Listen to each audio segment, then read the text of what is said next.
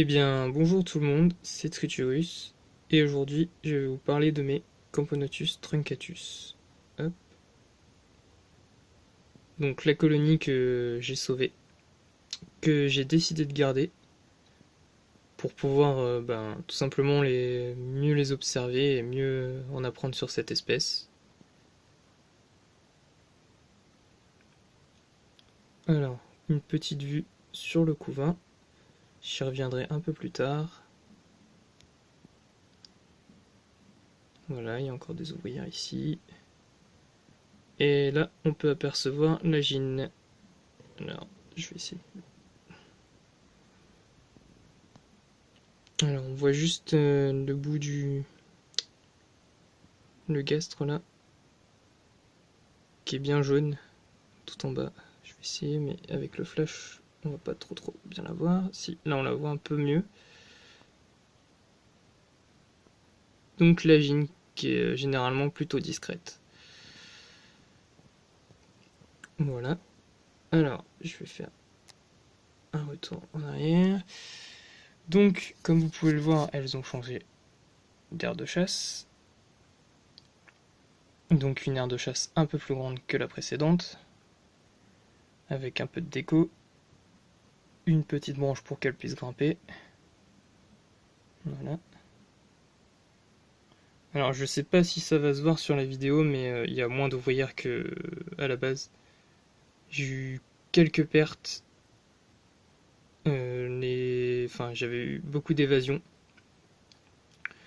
Alors je sais pas trop si elle passait l'anti-évasion ou si tout simplement en fait j'avais installé une branche comme là dans l'aire de chasse précédente et je pense qu'elle se laissait tomber et elle tombait sur le bord, donc elles arrivaient à s'échapper comme ça.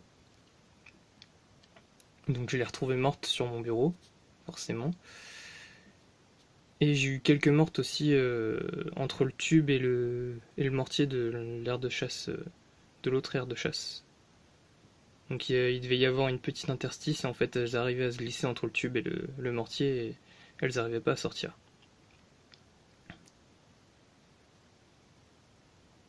Donc pourquoi voilà le pourquoi du comment elles ont changé d'aire de chasse. Donc toujours le même principe, hein, le tube qui est coincé dans le mortier. Cette fois-ci j'ai fait attention à bien le coincer plus profond. Normalement il n'y a pas d'interstice.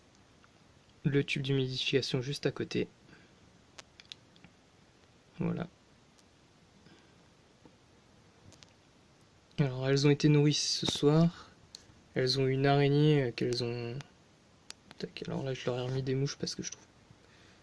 Voilà, donc là on voit une ouvrière qui ramène un morceau d'araignée. Voilà, donc ensuite je vais revenir sur le couvain. Donc on peut voir des morceaux de nourriture là. Alors le couvain est super long à se développer, hein. C'est une Camponotus, hein, donc les Camponotus... Enfin, Camponotus, elle est repassée Colobopsis. La taxonomie a changé il y a très peu. Donc, bon, moi je vais les appeler Camponotus, hein, parce que c'est plus simple. Mais oui, je reviens sur le couvain, et le couvain est très long à se développer. Alors vous pouvez voir, il y a quelques nymphes qui commencent à pointer, il y a des œufs. Donc la gine s'est remise à pondre aussi. Donc c'est bon signe. Hop. Ah voilà, là on la voit très bien la gine qui se balade. Elle a une belle physogastrie aussi, donc c'est que les ovaires doivent bien travailler. Voilà, elle va aller se cacher je pense, parce que le flash doit les déranger un petit peu. Alors au niveau des rondins de liège, elles sont très bien servies puisqu'elles ont bien creusé dedans. Donc, là vous voyez qu'il y a des ouvrières qui sont dans le rondin. Sur celui-là, elles ont coupé des petits morceaux de liège et en fait elles les ont collés contre la paroi, donc sûrement avec leur salive ou du liquide sucré, je sais pas. Mais c'est assez marrant je trouve. Et à l'entrée du tube, en fait, ce qu'elles ont fait, c'est qu'elles ont fait plein de petites sorties. Désolé pour le doigt. Mais vous pouvez légèrement voir qu'il y a des antennes qui bougent à l'entrée du tube. Je voudrais bien qu'il y ait une ouvrière qui rentre. Voilà, c'est le trou principal. Mais sur le dessus, il y a des trous beaucoup plus petits en fait. Elles ont creusé aussi là, là on le voit bien. Donc souvent c'est les majors qui se mettent là pour protéger l'entrée du nid, tout simplement. Hop, je vais revenir. Là, on a une ouvrière qui est à côté du liquide sucré. Je leur ai remis des mouches, mais je sais pas si elles vont les manger, vu qu'elles ont une araignée tout à l'heure. Donc voilà.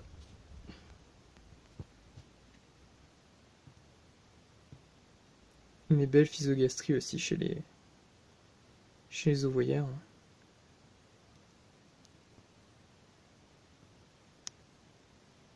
Donc voilà ce qu'il y avait à dire pour les Camponotus truncatus.